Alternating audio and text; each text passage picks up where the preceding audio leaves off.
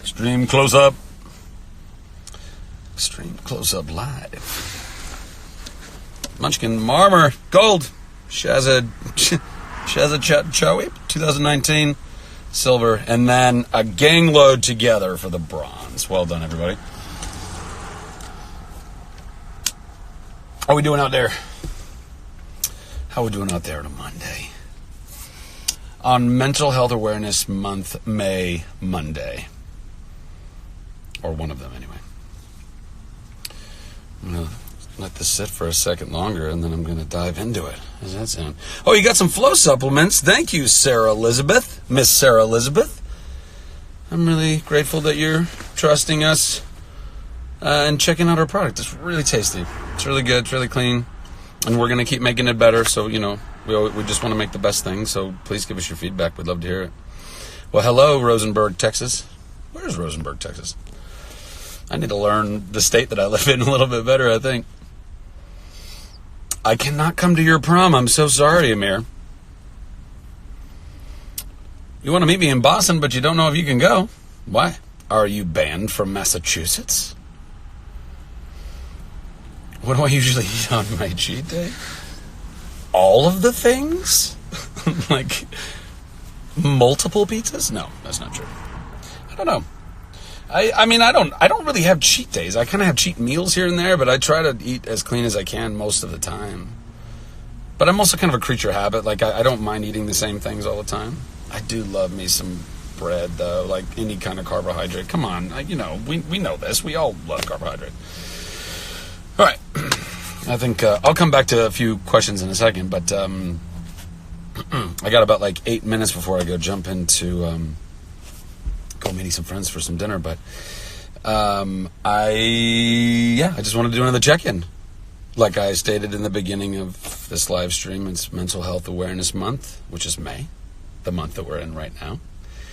For all my friends in Latin-speaking countries, Mayo, I believe.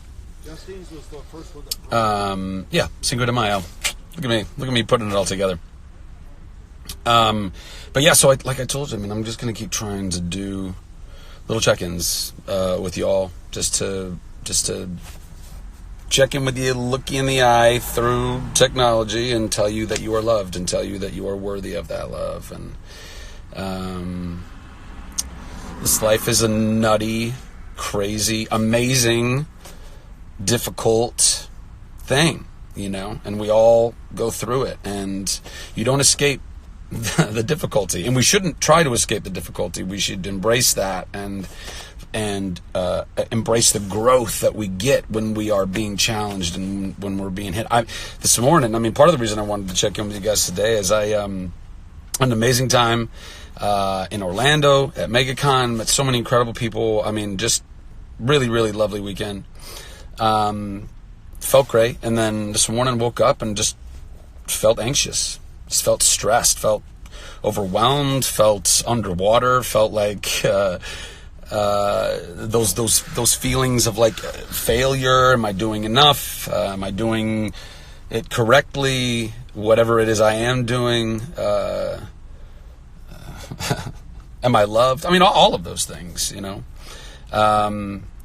and I want to be able to share all that stuff with you guys, continue to share all that stuff with you guys in my journey, because I think it's quite literally maybe the best way we're going to get to a better world of mental health is if we can completely destigmatize it and talk about it. We have to talk about it, guys, because we're all going through it. I can't stress this enough. Every single person out there deals with some mental health issue, or many mental health issues throughout their life or over the course of their life.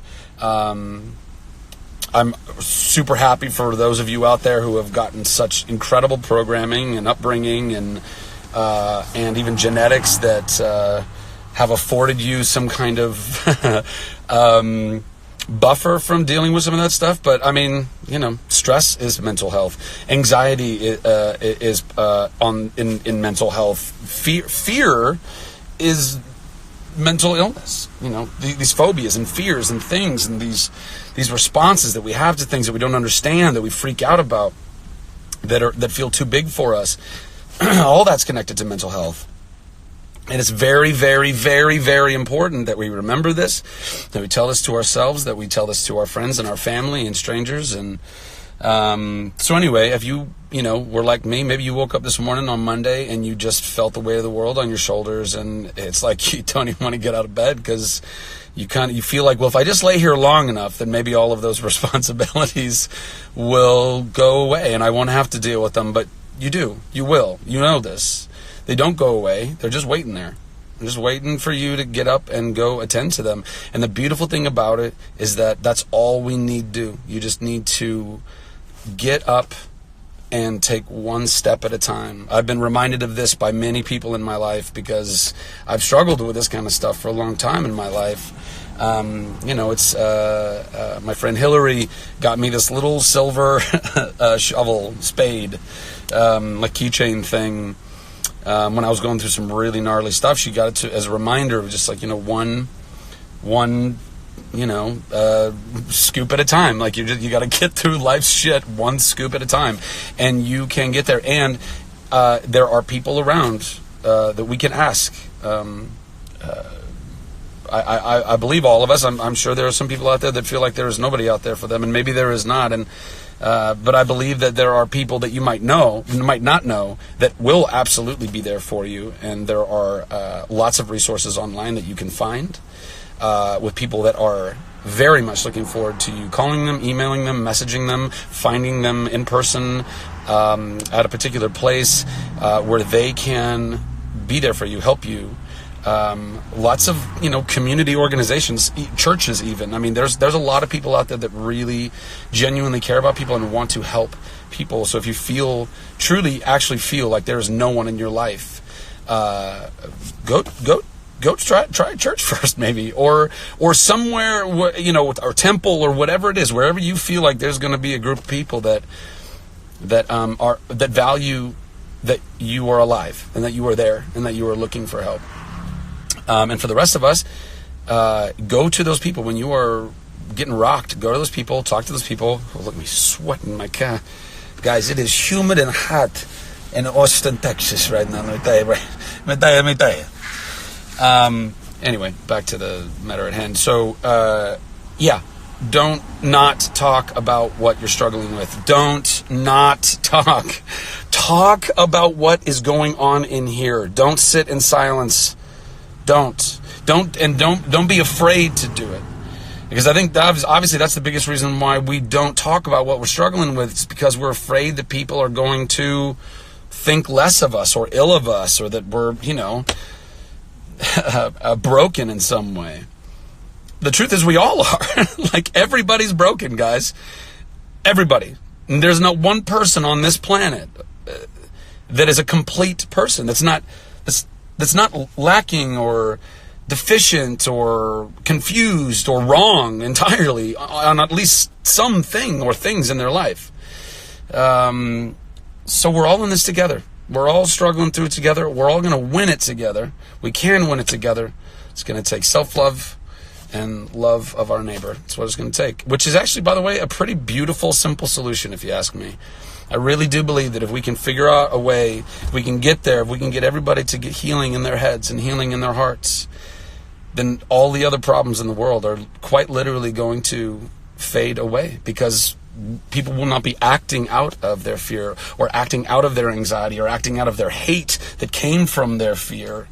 And all of that, if we can educate people where people will no longer be ignorant about things that they are afraid of and that they're acting out of, guys, I mean, seriously, we can fucking crush it.